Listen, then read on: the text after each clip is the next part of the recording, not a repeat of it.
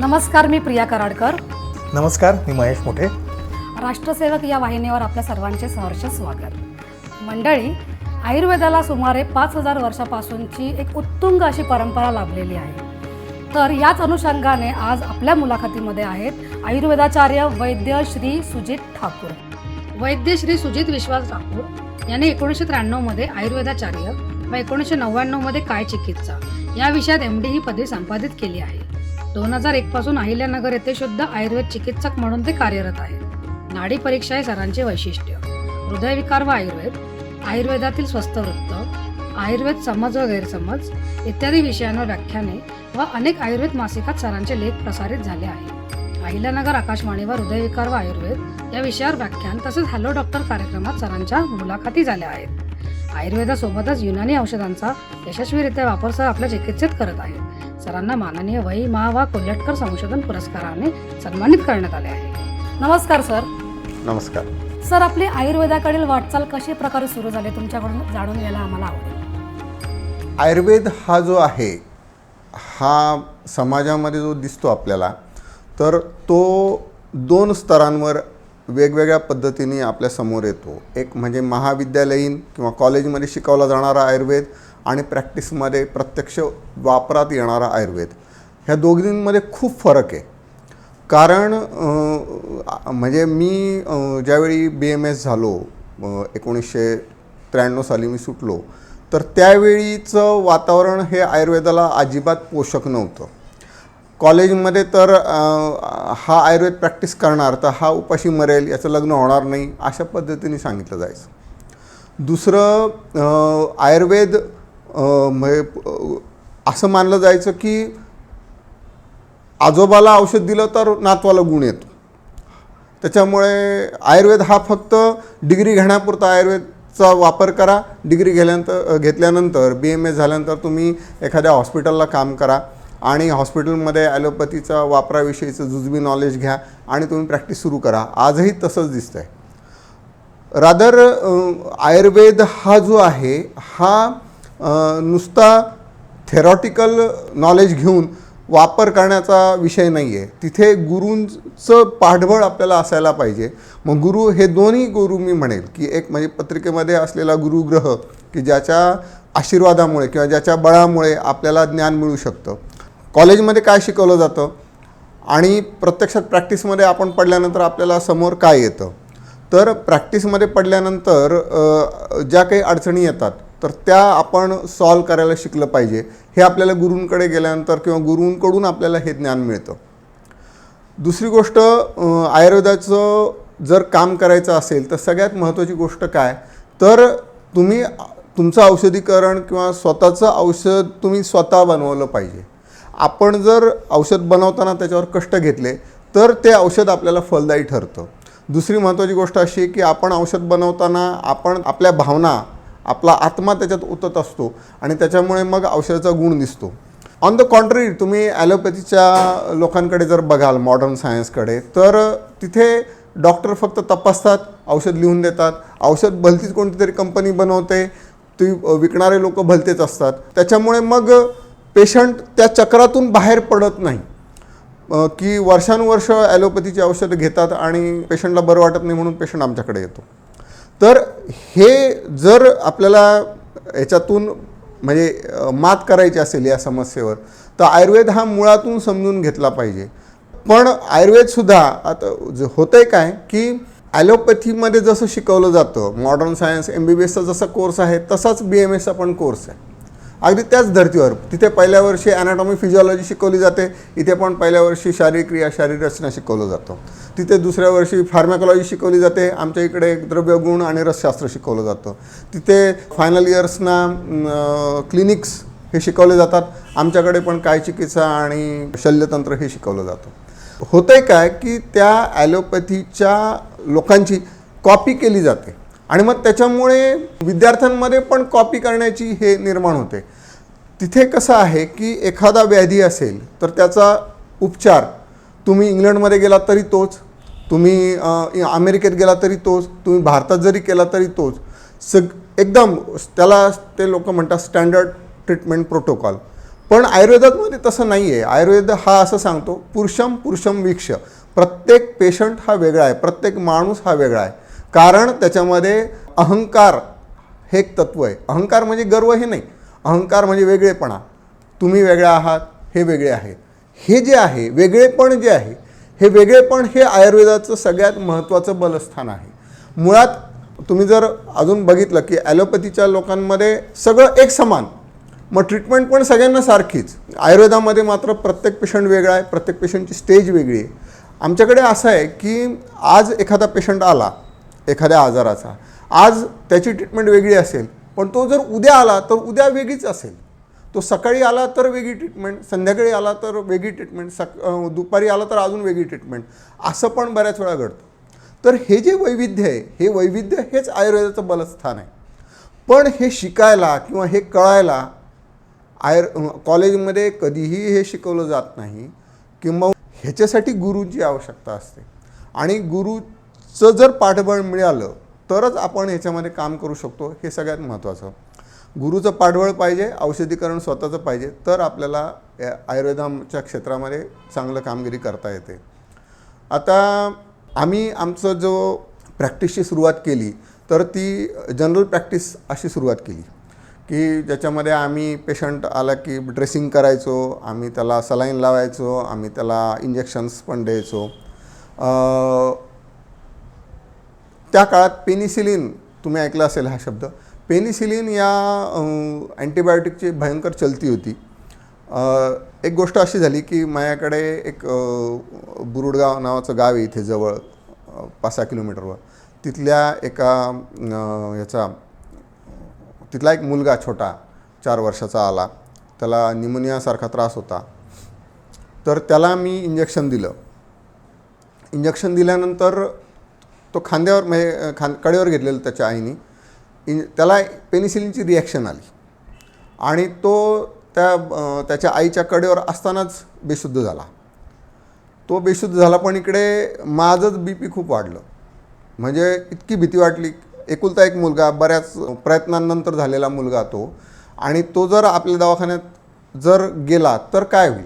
पण भगवान धन्वंतरीच्या कृपेने म्हणा, माझ्या नशिबाने म्हणा, त्याला जी काय औषध द्यायची ती सुचली आणि ते इंजेक्शन ॲड्रिनलिन वगैरे हे देऊन आम्ही त्याला आऊट आणला. म्हणजे तर तो बरा झाला. म्हणजे पण तेव्हापासून हे ठरवलं की आपण जर आयुर्वेदाची डिग्री घेतलेली आहे तर आपण काम पण आयुर्वेदाचं केलं पाहिजे.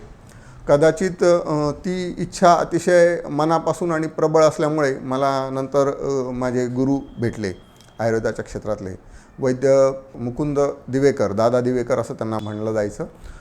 याच्यामध्ये पुण्याला ज्ञानप्रबोधिनी जी संस्था आहे त्याच्या जवळच्या लेनमध्ये, त्याला अहिताग्नी राजवाडे रस्ता म्हणतात, त्या ठिकाणी त्यांचं दवाखान्याचं काम चालायचं.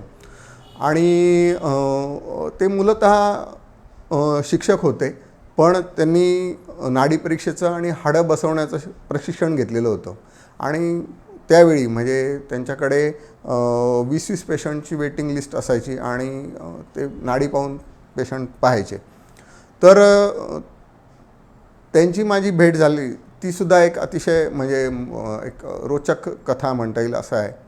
मी ज्यावेळी त्यांच्याकडे गेलो, मला एका पेशंटकडनं कळालं की हे असे वैद्य नाडी परीक्षा करतात आणि आयुर्वेदिक पद्धतीने उपचार करतात. मग मी त्यांच्याकडे गेलो, त्यावेळी ते मला असं म्हटले की बस तू इथे, तू येणार आहे हे मला माहिती होतं. मी अवाकच झालो. म्हणजे मी येणार हे त्यांना माहिती कसं होतं काय माहिती. हे काहीतरी आपले मागच्या जन्मीचे पुण्यकर्म असेल की ज्याच्यामुळे असे गुरु लाभले.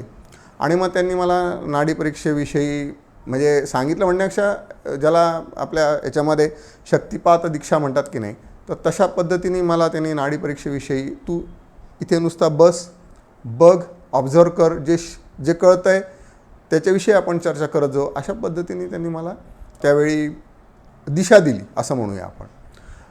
पूर्वी काय होतं की कॉलेजला असताना एक सरसगट, मी जसं मगाशी सांगितलं, प्रोटोकॉल. उदाहरणार्थ सर्दीचा पेशंट आला की त्याला सीतोपलादी चूर्ण द्यायचं, असंच फक्त माहिती होतं, की जे ॲलोपॅथीच्या लोकांमध्ये पण एक स्टँडर्ड ट्रीटमेंट प्रोटोकॉल आहे की पुस्तकामध्ये दिलेलं आहे. मग मॉडर्नच्या पुस्तकामध्ये जिथे टायफॉईड, मग टायफॉईडच्या खाली जी काही ट्रीटमेंट लिहिलेली, तसंच आयुर्वेदाच्या पुस्तकांमध्ये टायफॉईडचं भाषांतर काय आहे, आंतरिक ज्वर, मग आंतरिक ज्वराच्या खाली काय औषधं लिहिली ती औषधं द्यायची. अशा पद्धतीने ट्रीटमेंट केली जायची. पण दादांची भेट झाल्यानंतर आपण ह्या आयुर्वेदाचा गाभा नेमका समजून घेतला पाहिजे. आयुर्वेदाचा सगळ्यात महत्त्वाचा गाभा कोणता आहे तर त्याची निदान करण्याची पद्धत. आयुर्वेदामध्ये दशविध निदान पद्धती आहे. वेगवेगळ्या पद्धतीने पेशंट आपल्याला पाहावा लागतो. त्यातले महत्त्वाचे 3 आहेत: दर्शन, स्पर्शन आणि प्रश्न. दर्शन म्हणजे काय? पाहणे. पेशंटला पाहून आपण त्याचं निदान करायचं, किंवा हे सर्वसाधारण स्थूलमानाने हा पेशंट बारीक आहे, हा पेशंट जाड आहे, हा पेशंट काळा आहे, हा पेशंट गोरा आहे, हा पेशंट बुटका आहे, हा पेशंट उंच आहे, हे जे काही स्थूलमानाने आपण बघतो ते दर्शन परीक्षा. दुसरं आहे प्रश्न. प्रश्न म्हणजे रुग्णाला विचारायचं की बाबा तुला काय होतं आहे, कधीपासून होतं आहे, कुठे दुखतं आहे, नेमकं मला स्थान सांग. मग त्याच्यावरून आपण निदान करायचं, त्याला म्हणतात प्रश्न परीक्षा. आणि स्पर्श म्हणजे पेशंटला म्हणजे स्टेथोस्कोप म्हणा किंवा पोटाला ज्याला पर्कशन म्हणतात तशा पद्धतीने त्या अवयवांची परीक्षा करायची आणि मग निदान करायचं. ती झालं स्पर्शन परीक्षा. दादा दिवेकरांची भेट झाल्यानंतर मग त्यांनी असं पद्धतीने मला सांगितलं की पेशंट आल्यानंतर तू नाडी पाहायची, मग मी नाडी पाहील आणि मग आपण त्याचं निदान, त्याची चिकित्सा म्हणजे त्याचं ट्रीटमेंट हे आपण लिहित जाऊ आणि मग तू त्याच्यानंतर तुला ज्यातून जे काही बोध झाला त्याच्याविषयी आपण डिस्कस करू. मी प्रॅक्टिस चालू असताना त्यांच्याकडे जात होतो. मग मी काय करायचो, शनिवारी संध्याकाळी आणि रविवारी सकाळी त्यांचा नेहमीचा प्रॅक्टिसचा वेळ जो होता दुपारी 2 ते संध्याकाळी 6 असं ते असायचे. पण ते जवळपास 6 जरी म्हटलं तरी ते साधारण 8-8:30पर्यंत त्यांच्या दवाखान्यात थांबावंच लागायचं, त्यांना एवढी गर्दी असायची. आणि पुष्कळ वयस्कर होते. म्हणजे मी ज्यावेळी भेटलो त्यावेळी ते जवळपास 75 वर्षांचे होते. तर त्याच्यामुळे त्यांच्या पण शारीरिक क्षमतेला मर्यादा होता. त्याच्यामुळे त्यांना माझ्यासारखा कोणी असिस्टंट मिळाल्यामुळे त्यांना आनंदच झाला होता. आणि मग मी दर शनिवार रविवार पुण्याला जायचो आणि तिथे त्यांच्याकडे ह्या नाडी परीक्षेचे, आणि फक्त नाडी परीक्षाच असं नाही तर सगळ्याच आयुर्वेदाच्या वेगवेगळी जी अंग आहेत, मग औषधीकरण हे सुद्धा अंग आहे, ह्याचे धडे त्याच्यातून मिळायला लागले. मग आम्ही घरी आल्यानंतर आईवडील आणि त्यावेळी आईवडील आमच्याकडे असायचे तर त्यांच्याशी ही चर्चा व्हायची. मग माझी आई म्हटली की हे आता तू बाजारातून काही आणू नको, आपणच करत जाऊ ही सगळी पुस्तकं. मग आम्ही सगळ्यात पहिल्यांदा आम्ही सीतोपलादी चूर्ण तयार केलं आमच्या घरी. तर हो, आणि त्यावेळी लक्षात असं आलं की बाजारातलं मिळणारं सीतोपलादी चूर्ण आणि आपलं चूर्ण ह्याच्यामध्ये चवीमध्ये पण फरक आहे, रंगामध्ये पण फरक आहे, क्वालिटीमध्ये तर विचारायलाच नको. मग ह्याचा मी दादांना विचारलं की हे असं काय, तर त्यांनी मग मला उदाहरण दिलं की ह्याच्यामध्ये सीतोपलादी चूर्णामध्ये काय, वेलची हे घटक आहे. मग तू काय घेतलं, वेलचीचे दाणे घेतलेस. तुम्ही जर बघितलं तर बाजारात मिळणारं सीतोपलादी चूर्ण जे ते वेलचीच्या सालासकट चूर्ण केलेलं असतं. हा फरक पडतो. आपण जे जास्त कार्यकारी तत्व आहे ते आपण घरात वापरतो, तसं आपण चिकित्सेमध्ये किंवा ट्रीटमेंटमध्ये आपल्या प्रॅक्टिसमध्ये पण आपण तेच वापरतो. हा फरक पडतो. म्हणून आपण बनवलेल्या औषधांचा गुण पेशंटला जास्त चांगल्यापणे दिसतो. अगदीच मिळालं नाही, आपल्याला वेळ मिळाला नाही तर आपण बाजारातून पण घ्यावं, पण शक्यतो बाजारातून मिळणारी औषधं टाळावीत, आपण स्वतः औषधे बनवावं, असा दादांचा तो एक हे होता, आदेश म्हणू आपण त्याला. आणि मग नंतर आल्यानंतर साधारण महिन्याभरात एक आत्मविश्वास आला. आणि मग मी काय केलं की आपल्याला आता ॲलोपॅथी या दिवसापासून कोणत्याच पेशंटमध्ये वापरायचं नाही, साधी क्रोसिनची गोळीसुद्धा वापरायची नाही. हा मी आणि बायकोनी असा पण केला आणि मग ह्याचा आपल्याला मोह नको व्हायला. काय सलाईन लावलं की आपल्याला 200 रुपये मिळतात, पण नुसता पेशंट ट्रीट केला तर आपल्याला 10-20 रुपये मिळतात. मग ह्या मोहात आपण अडकायला नको म्हणून मी काय केलं, त्यावेळी आमच्याकडे असलेले सलाईनचे सगळे बॉक्स माझ्या मित्रांमध्ये वाटून टाकले. काही मित्रांचे मला नंतर फोन आले की अरे याचे किती पैसे द्यायचे. मी म्हटलं अरे पैसे कसले त्यातले, मला त्या मोहातून सुटायचं होतं म्हणून तुम्हाला दिलं म्हटलं मी ते. आणि काही पैसे वगैरे घेतले नाही. जवळपास 20 बॉक्स आम्ही वाटून टाकले. आणि त्यानंतर मात्र आम्ही एकाही पेशंटला, फक्त मुतखड्याच्या पेशंटला आम्ही पेनकिलर लिहून देतो की बाबा अरे याच्या 5 गोळ्या तुझ्याजवळ ठेव, नुसत्या जवळ ठेवल्याने सुद्धा तू बरा होशील, तू घेऊ नको. नाहीतर ॲलोपॅथीची औषधं आम्ही स्वतः कोणालाच प्रिस्क्राईब करत नाही. चालू असलेली औषध चालू ठेवायला सांगतो. हृदयरोगाच्या पेशंटला, हायपरटेन्शनच्या पेशंटला त्यांची औषधं जर बंद केली तर कॉम्प्लिकेशन होण्याची शक्यता असते, म्हणून त्यांना चालू ठेवायला सांगतो. आणि कोणी जर आमच्याकडे येण्याच्या अगोदर म्हणा नंतर म्हणा बंद केली तर आम्हाला तो उलट आनंदच होतो. म्हणजे आपण ते बंद करण्याचं जे काही आदेश असतो, हे असतो, सल्ला असतो, त्या सल्ला देण्याची गरजच पडत नाही. म्हणजे थोडक्यामध्ये तुम्हाला असं म्हणायचं की तुम्हाला तुमच्या गुरूंकडून जे काही ज्ञान प्राप्त झालं, त्यांच्यासोबत राहून तुम्ही जे काही शिकलात की त्याच्या रुग्णांना नंतर आपण सेवाभावी वृत्तीनेच बरे करूयात, आणि त्या दृष्टीने तुमची वाटचाल सुरू झाली. हो. दुसरी महत्त्वाची गोष्ट अशी होती की आम्ही ज्यावेळी हे सगळं बांधलं आमचं जागा घेऊन, तर ते सगळं मॉडर्नच्या पद्धतीने बांधलेलं होतं. म्हणजे hospital, general ward, special room, labour room, operation theatre, हे सगळं तसंच आहे आमच्याकडे आत्तासुद्धा. पण हे सगळं काही मी एकटा हँडल करू शकत नव्हतो किंवा आम्ही दोघं हँडल करू शकत नव्हतो. त्यासाठी ऑन पेपर का होईना कोणातरी ॲलोपॅथीच्या लोकांची गरज पडायची. आणि मग ते रात्री कधीतरी 2 वाजता 3 वाजता यायचे आणि मग त्यांच्यासाठी आम्हाला म्हणजे त्या पेशंट हे करून जावं लागायचं. आणि मुख्य म्हणजे आपली स्वतःची म्हणजे स्वतःचं आयुर्वेदाचं क्षेत्र असताना आपण दुसऱ्याची प्रॅक्टिस करतो आहे किंवा चोरी करतो आहे असा एक फील सतत मनात असायचा. आणि मी मगाशी सांगितलं की पेनिसिलिनच्या इंजेक्शनची रिॲक्शन मला फेस करावी लागली होती. आणि मग त्याच्यानंतर तो फोबिया, तो भयगंड हा सतत मनात असायचा की आपण ॲलोपॅथीचं औषध हे दिलं आहे, असं अँटीबायोटिक दिलं आहे, त्यांनी पेशंटला अशी रिॲक्शन आली तर काय. दुसरी गोष्ट, मेडिकल स्टोअर्सवाले पण काय करतात की आपण लिहिलेलं औषध न देता भलतंच औषध देतात. बरं, पेशंटनी घरी जाऊन ते औषध घेतल्यानंतर त्याला जर रिॲक्शन आली त्याला जबाबदार कोण, ते येणार डॉक्टरवरच. मग ही भीती सतत मनात असायची. पण दादांची भेट झाल्यानंतर 2 महिन्यामध्ये इतका बदल झाला की ही सगळी भीती मनातून गेली. आपण शुद्ध आयुर्वेदाची प्रॅक्टिस करू शकतो, आपण त्याच्यात यश मिळवू शकतो, हा कॉन्फिडन्स दादांमुळे मनात निर्माण झाला. स्वतः औषधीकरणाची तयारी आणि कष्ट घेतल्यामुळे हळूहळू तसं गुण दिसत गेला. आणि त्या एका ठराविक दिवसांनंतर आम्ही ॲलोपॅथीचं एकही औषध आत्तापर्यंत कोणालाही वापरलेलं नाही आहे आणि गरजही पडत नाही. अगदी 104 ताप असतानासुद्धा आमच्या हाडीताप नावाच्या गोळ्यांनी पेशंटचा ताप खाली येतो. अगदी. धन्यवाद सर. वाटचालीबद्दल खूप चांगली माहिती आपण दिलीत. मला ह्यावर पुढे असं विचारावंसं वाटतं की सर्वसामान्य जनतेमध्ये आयुर्वेदाबद्दल कल वाढतो आहे, तरीसुद्धा कुठेतरी लोकांमध्ये त्याबद्दलचे असलेले समज, त्याबद्दलचे असलेले गैरसमज, ह्यावर काहीतरी आपण दृष्टी टाकू शकाल का? हा प्रश्न खूप छान आहे. म्हणजे आणि प्रत्येक आयुर्वेदाचं काम करणाऱ्या माणसाला ह्याचं फेस करावं लागतो. जसं मी तुम्हाला सांगितलं, ह्याची सुरुवात कुठे होते? आयुर्वेदाचं काम करणाऱ्या माणसाला ह्याची सुरुवात ही त्याच्या कॉलेज जीवनापासूनच हे सुरुवात होते याची. की मला आठवतं आहे आमच्या कॉलेजमध्ये जे काही आम्हाला शिकवणारे जे प्रोफेसर्स होते त्यांचाच मुळात आयुर्वेदावर विश्वास नसतो. सगळ्यात महत्त्वाची गोष्ट ती आहे की त्यांचाच मुळात आयुर्वेदावर विश्वास नसतो. ते असंच सांगतात लोकांना की अरे हे काय करतो तू, एखाद्या हॉस्पिटलला जॉईन हो, तिथे शिकून घे, सगळ्या प्रोसिजर्स शिकून घे, आणि आमच्या हॉस्पिटलला जॉईन व्हायचं ना तर तू ही प्रोसिजर अगोदर शिकून घे. उलट तेच अशा पद्धतीने आम्हाला गायडन्स करायचे. म्हणजे त्यावेळी तर 90च्या दशकामध्ये, 90-95च्या दशकामध्ये तर आयुर्वेदाविषयी कोणतीही, ज्याला काय म्हणू, एक मोटिवेशनचा अभाव होता. हां, मोटिवेशन म्हणू किंवा अनुकूल परिस्थिती कोणतीच नव्हती. म्हणजे विद्यार्थ्यांमध्ये नाही आणि प्रोफेसर लोकांमध्ये पण नाही, असं होतं. ही सुरुवात तिथूनच होते. तर महत्त्वाचं काय, पहिला गैरसमज काय, आयुर्वेदाने उशिरा गुण येतो, हा सगळ्यात मोठा गैरसमज.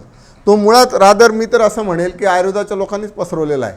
काही वेळा तो आम्हाला उपकारक पण ठरतो. मग त्याच्यामुळे फारसे आम्हाला ज्याला काय म्हणू टेन्शन येत नाही की 4 दिवस थांबा दिसेल गुण, असं आपल्याला सांगता येतं. पण तसं नाही आहे. आपलं निदान जर बरोबर असेल आणि आपलं मुख्य म्हणजे द्रव्य निवड, म्हणजे ज्याला औषधांची निवड जर अचूक असेल तर आपल्याला ताबडतोब गुण दिसतो. ग्रंथांमध्ये असंच लिहिलेलं आहे की 1 सप्ताहात जर गुण दिसला नाही तर तुम्ही तुमचं औषध आणि तुमचं निदान बदला. असं दुखणं कितीही जुनं असो, आपल्याला तेवढ्या दिवसात गुण दिसला पाहिजे. आता एक उदाहरण मी तुम्हाला सांगतो. आमच्याकडे मुतखड्याचे पेशंट येतात. मुतखड्याच्या पेशंटला जे काही सुश्रुत संहितेमध्ये सांगितलेलं आहे त्या पद्धतीने जर उपचार केले, म्हणजे विद्धकर्म, अग्निकर्म, तर काही पेशंट मला असं सांगणारे भेटलेत की डॉक्टर घरी जाईपर्यंत आमचा मुतखडा पडला. एक पेशंटला तर आमच्या इथेच लघवीची भावना झाली, तो संडासमध्ये गेला, त्याचा खडा पडून गेला इथेच, काही क्षणामध्ये किंवा काही मिनिटांमध्ये खडा पडला.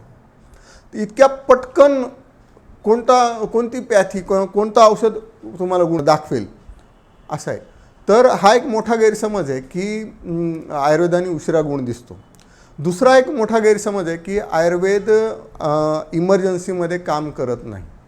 तर इमर्जन्सीवर म्हणजे आमच्याकडे आम्ही हार्ट अटॅक आलेले पेशंट किमान 7 पेशंट तरी आम्ही असे ट्रीट केलेले आहेत की ज्यांना हार्ट अटॅक आल्यानंतर आम्ही शुद्ध आयुर्वेदिक औषधे दिले आणि ते औषधं देऊन कोणतीही ॲलोपॅथीचं इन्व्हेस्टिगेशन म्हणा किंवा हे म्हणजे इन्व्हेस्टिगेशन का केले तर हार्ट अटॅक आले हे कन्फर्म होण्यासाठी म्हणून, नाहीतर लोकांना वाटलंच नसतं की हा हार्ट अटॅकचा पेशंट होता.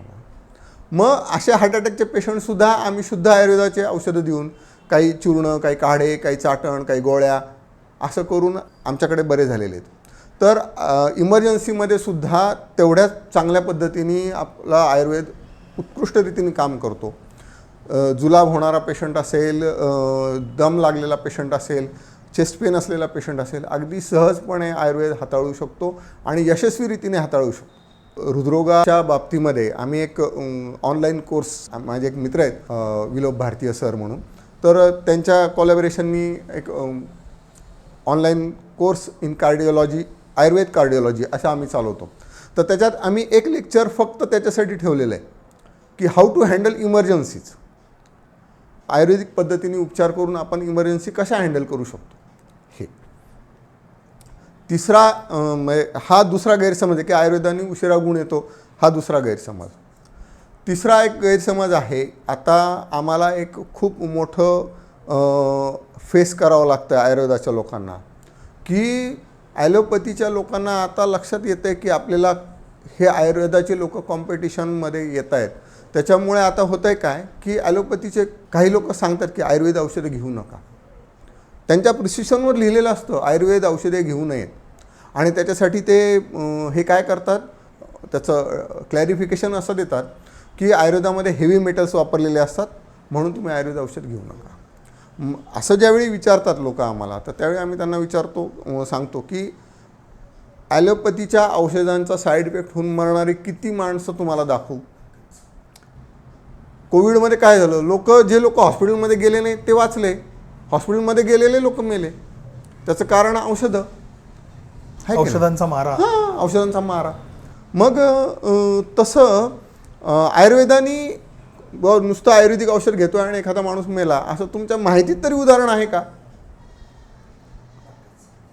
लोक त्याच्यावर निवृत्त होतात. तर हे काही नाही, हा फक्त एक प्रोपोगंडा आहे की कारण ॲलोपॅथीच्या औषधांच्या मर्यादा आणि त्याला असणारे एक ज्याला काय म्हणून साईड इफेक्ट हे लोकांच्या लक्षात येतात. लोक वर्षानुवर्ष हॉस्पिटलला जात राहतात, वर्षानुवर्ष रिपोर्ट्स करत राहतात, तरी ते बरे होत नाही. मग त्यांच्या लक्षात येतं की हे कुठेतरी हे थांबलं पाहिजे म्हणून ते आयुर्वेदाकडे वळतात. आणि आता तो एक मोठा धोका विशेषतः कन्सल्टंट लेवलला जाणवतो आहे म्हणून मग ते लोक अशा पद्धतीने करतात. सर, अजून एक गैरसमज असा आहे की आयुर्वेदिक उपचार पद्धती ही फार खर्चिक आहे. एक्झॅक्टली. आणि हे आत्ताचं नाही आहे. हा जो मुद्दा आहे हा चरक सुश्रुतांच्या काळात सुद्धा होता. वाग्भटामध्ये असं लिहिलेलं आहे, वाग्भटांनी फार सगळ्या या संहिता ग्रंथांमध्ये जशी रुग्णाला चॉईस आहे कोणता वैद्य निवडावा, तसा वैद्याला पण चॉईस आहे की आलेला प्रत्येक पेशंट त्याने ट्रीट केला पाहिजे असं बंधन नाही आहे. तर जसं वैद्याचे गुण सांगितलेले आहेत तसे रोग्याचे पण गुण सांगितलेले आहेत. ते गुण असेल तरच तुम्ही ट्रीटमेंट करा पेशंटला. त्याचे वर्णन असं केलं आहे, आढ्यो रोगी भिषग्वशो ज्ञापकः सत्वान अपि. शब्द काय पहिला, आढ्यो, रोगी धनाढ्यच पाहिजे. म्हणजे हे आत्ताचं नाही आहे की आयुर्वेद महागे, हे त्यावेळी सुद्धा तसंच रचलेलं आलेलं आहे आणि तेच पुढे चालत आलेलं आहे. नाही नाही, मुळात असं आहे, मी मगाशी जसं सांगितलं की आयुर्वेदाची औषधं जर बनवायची, क्वालिटी जर मेंटेन करायची, तर आपल्याला पैसे खर्च करावेच लागतात. मी मगाशी सांगितलं की वेलची वापरायची आहे, तुम्ही जर सालासकट वापरली तर ती स्वस्त पडेल. ऑन द कॉन्ट्ररी तुम्ही फक्त वेलचीचे दाणे घेतले तर ते महागच पडणार आहेत तुम्हाला. इथे फरक पडतो. जिथे क्वालिटी येते तिथे मग पैसे जास्त खर्च करावे लागतात. हा भाग झाला. दुसरा भाग असा आहे की आयुर्वेद म्हणजे फक्त चूर्ण, गोळ्या, काढे, तेल असं नाही आहे. लोकांना तेवढंच माहिती होतं, किंवा आता हल्ली गेल्या 10 वर्षांमध्ये परिस्थिती खूप बदलली आहे. पंचकर्म हा शब्दसुद्धा आता लोकांना माहिती होऊ लागला आहे. त्याच्यामुळे मग पंचकर्म म्हणजे जी 5 कर्म आहेत, वमन, विरेचन, बस्ती, नस्य आणि रक्तमोक्षण. वमन म्हणजे उलटीचं औषध देऊन, पेशंटला उलटीचं औषध देऊन उलटी करायला लावायची आणि त्याच्या शरीरातले दोष बाहेर काढून टाकायचे, त्याचं शरीर शुद्ध करायचं, त्याला वमन म्हणतात. विरेचन म्हणजे त्याला जुलाबाचं औषध द्यायचं आणि त्याच्या शरीराची शुद्धी करून घ्यायची. बस्ती म्हणजे त्याला गुदमार्गावाटे काही औषधं आतमध्ये सोडायची, एनिमा ज्याला म्हणतात, तसा एनिमा करून काही तेलाचे, काढ्यांचे एनिमा करायचे आणि त्याच्यामुळे त्याच्या वाटे त्याची शरीराची शुद्धी करायची. नंतर आहे रक्तमोक्षण, म्हणजे थोडंसं रक्त काढून टाकायचं, दूषित रक्त बाहेर पडलं की पेशंटला बरं वाटतं, हा त्याचा सिद्धांत आहे. आणि 5वं आहे नस्य, म्हणजे नाकात सोडायला औषध द्यायचं आणि त्याद्वारे विशेषतः मस्तकाच्या ठिकाणी असलेले दोष बाहेर काढून टाकायचे आणि त्याच्यामुळे पेशंट बरा होतो. तर ही सगळी कर्म करायची म्हटल्यानंतर त्याच्या मागेसाठी काही द्रव्य वापरावी लागतात, काही औषधं वापरावी लागतात, बऱ्याच औषधांची शुद्धी करावी लागते, काही औषधांचं मारण करावं लागतं, म्हणजे भस्म करावं लागतं. ह्या सगळ्या प्रक्रिया अतिशय खर्चिक आहेत. दुसरी गोष्ट, त्याची कॉस्ट वाढत चाललेली आहे. उदाहरण मी तुम्हाला सांगतो. मारण म्हणजे काय, भस्म करणं. तुम्ही लोह भस्म शब्द ऐकला असेल, अभ्रक भस्म हा शब्द ऐकला असेल. तर अभ्रकाचे दगड मिळतात, लोहाचं खनिज मिळतं. ते खनिज आणल्यानंतर ते गोमूत्रामध्ये किंवा त्रिफळाच्या काढ्यामध्ये घोटायचं. घोटल्यानंतर त्याला भावना देणे असं म्हणतात. आणि मग त्या रानशेण्या म्हणजे काय, तर जंगलामध्ये हे गाई म्हशी चरत असताना त्यांच्याकडून नैसर्गिकरित्या जे शेण विसर्जन केलं जातं, तर ते आपोआप वाळून ज्या काही गौऱ्या तयार होतात त्याला रानशेण्या म्हणतात. आणि त्या रानशेण्यांमध्ये त्या ह्याचं भस्म केलं जातं, रानशेण्यांचा अग्नी देऊन. मग मला सांगा, हे एवढं सगळं पाळायचं म्हटल्यानंतर ट्रीटमेंटची कॉस्ट वाढणार की नाही? नक्कीच. काही कंपन्या आता असं करतात की ऑक्सिडायशन, म्हणजे ते फर्नेस आणतात, फर्नेसमध्ये लोह टाकून देतात, त्याचं भस्म बनवतात, पण त्याचे गुण दिसत नाहीत. ज्या पद्धतीने ग्रंथात वर्णन केलेले गुण आहेत तसे जर मिळवायचे असतील तर आपल्याला ग्रंथोक्त पद्धत फॉलो करूनच औषधं बनवावी लागतात. अर्थात आता पूर्वी आम्ही औषधं पण आमच्या इथे बनवायचो, म्हणजे त्यावेळी फक्त आमचं घर होतं, इथे जवळपास काही फार मोठी वस्ती नव्हती. मागच्या बाजूचा मोठं परिसर मोठा रिकामा होता. मग त्यावेळी आम्ही तिथे भट्ट्या लावून आम्ही औषधं बनवायचो. शंखभस्म, अभ्रक भस्म आम्ही इथे बनवलेले आहेत पूर्वी.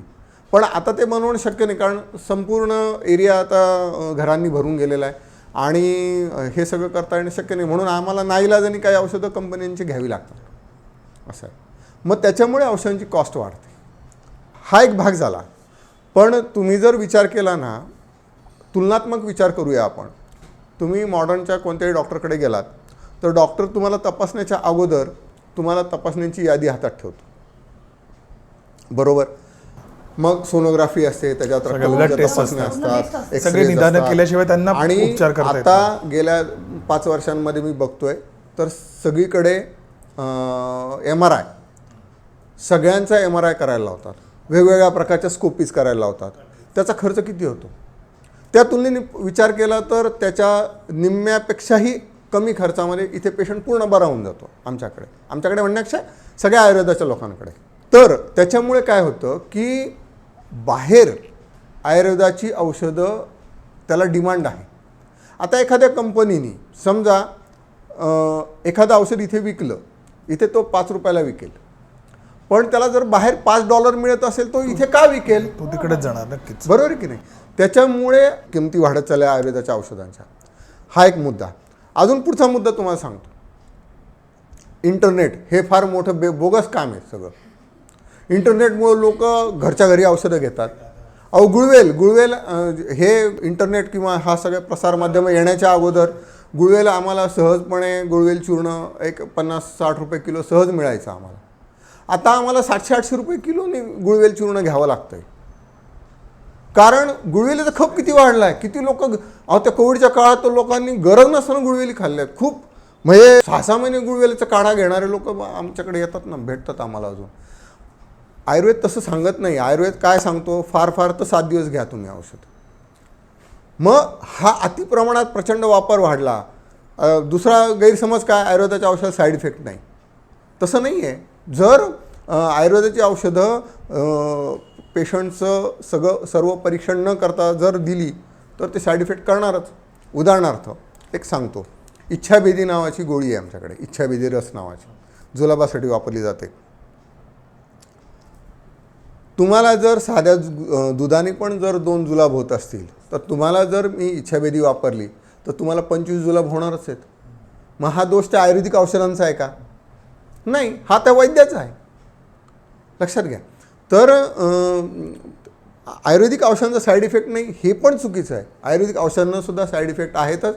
जर त्या वैद्याने व्यवस्थित विचार करून व्यवस्थित सगळं गणित मांडून, आयुर्वेद हे गणितच आहे, तर गणित मांडून जर त्यांनी उपचार केले तर त्याचे साईड इफेक्ट होत नाही. पण हा सुद्धा एक मोठा गैरसमज आहे. आणि मग हे जे आहे आयुर्वेदाची कॉस्ट का वाढत चाललेली आहे हे कारण मी तुम्हाला, ही 3-4 कारणं त्याच्या मागे आहेत. बापरे, म्हणजे हे आम्हाला माहीतच नव्हतं की हे एवढं खर्चिक आहे आणि त्याच्यासाठी एवढे प्रयोग करावे लागतात, त्याच्यासाठी एवढी यंत्रणा लाभवावी लागते, संयोग तयार करावे लागतात, परीक्षणं करावी लागतात. फार नवीन आहे आमच्यासाठी हे. आणि दुसरं, आता कंपन्यांची औषधं जी आहेत ना ती त्यांना FDA कडून किंवा जे काही अथॉरिटी आहे त्यांच्याकडनं ती सगळी त्यांना सँक्शन करून घ्यावी लागतात. आमच्यासारखे जे वैद्य आहेत ते स्वतःची औषधं स्वतःच्या पेशंटपुरतेच वापरतात, त्याच्यामुळे त्यांना ती काही हे नाही, म्हणजे सक्ती नाही आहे. पण त्यांना तो पण एक खर्च करावा लागतो. दुसरा अजून एक मुद्दा मी तुम्हाला सांगतो, आत्ता आठवला मला तो. आयुर्वेदामध्ये काही औषधांवर ह्या वेगवेगळ्या कंपन्यांच्या दबावामुळे जी औषधं खरोखर गुणकारी आहेत त्याच्यावर बंदी आणलेली आहे. उदाहरणार्थ मृगशृंग भस्म.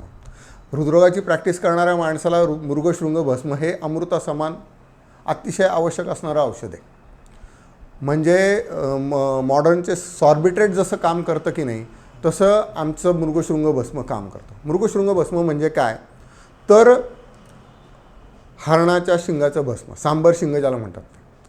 पण मधल्या काळामध्ये प्राणी हत्या होते म्हणून गव्हर्नमेंटच्या लोकांनी त्याच्यावर बंदी आणली आणि आयुर्वेदाच्या लोकांनी मुस्कट दाबी केली.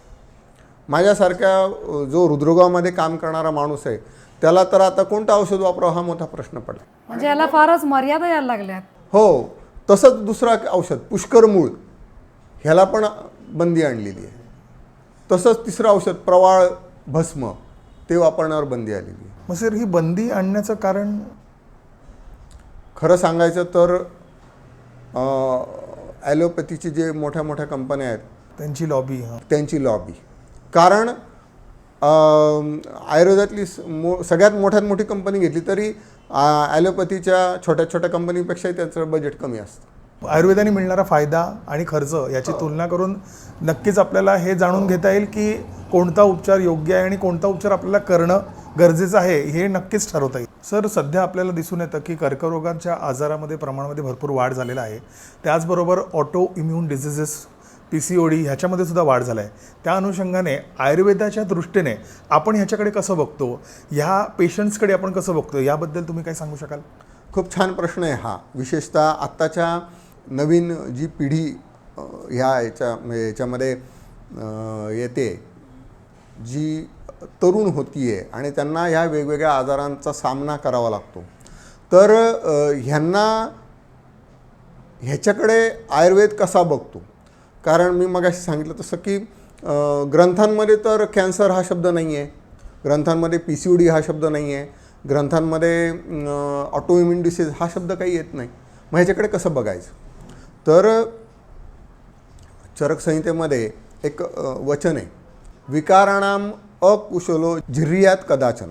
म्हणजे तुम्ही विकारांचं, व्याधीचं निदान करण्याच्या भानगडीत पडायचं काही कारण नाही. न ही सर्व विकारणाम नामतो अस्ति ध्रुवास्थिती. प्रत्येक व्याधीला नाव असेलच असं नाही, हा आयुर्वेदाचा सिद्धांत आहे. दुसरा एक सिद्धांत फार महत्त्वाचा आहे, आयुर्वेदाचा बेसिक सिद्धांत, प्रत्यक्षम ही अल्पम अनल्पम अप्रत्यक्षमिती. म्हणजे काय? हा तुमच्या सगळ्या क्षेत्रांमध्ये लागू पडणारा सिद्धांत आहे की आपल्याला जे माहिती आहे, आपण जे बघतोय ते खूप थोडं आहे आणि आपल्याला माहीत नसलेल्या गोष्टी जास्त आहेत जगामध्ये. हा किती मोठा सिद्धांत आहे. त्याच्यामुळे आपण जाणून घ्यायला शिका. मग हे 2 सिद्धांत झाले. तिसरा एक सिद्धांत असा आहे की त्याला अनुमान म्हटलं जातं. अनुमान की यत्र यत्र धूमहा तत्र तत्र वह्नी. जिथे धूर आहे तिथे अग्नी आहे. बरोबर? नक्कीच. मग आयुर्वेद काय शिकवतो? तुम्ही अग्नी जाणून घ्या कुठे आहेत. नुसतं धूर आणि होतंय काय? आता कॅन्सर्स तुम्ही नाव सांगितलं, ऑटोइम्युन डिसीज नाव सांगितलं, PCOD हे नाव सांगितलं. हा धूर आहे. वैद्याला त्याचा अग्नी शोधायचा असतो, मूळ शोधायचं असतं. आणि मग ते आपल्याला गुरूंकडूनच मिळतं की हे शोधायचं कसं, ही दिशा जी आहे, हे जायचं कसं तिथपर्यंत, हे आपल्याला गुरूंकडूनच कळतं. म्हणून गुरुज्ञान, गुरुबळ हे असणं हे फार महत्त्वाचं आहे आयुर्वेदामध्ये. आणि आमच्याकडे भरपूर बरेच अशा स्वरूपाचे पेशंट येतात की ज्यांना डॉक्टरांनी डिजनरेटिव्ह डिसीज सांगितलेला असतो, ज्यांना PCOD किंवा अशा स्वरूपाचे शब्दप्रयोग केलेले असतात. काही नाही.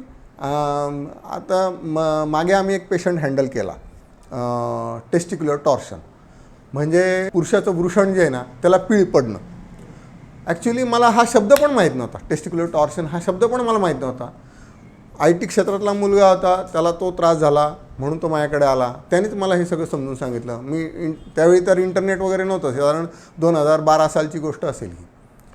तर त्यांनी मला सांगितलं, तो जर मी मग सांगितलं की रोगी जर भिषग्वश असेल, म्हणजे वैद्याचं ऐकणारा असेल, तर त्याच्यासमोर अज्ञान प्रकट करायला पण काही वाटत नाही वैद्याला. अरे बाबा मला माहीत नाही, तूच सांग मला हे काय ते.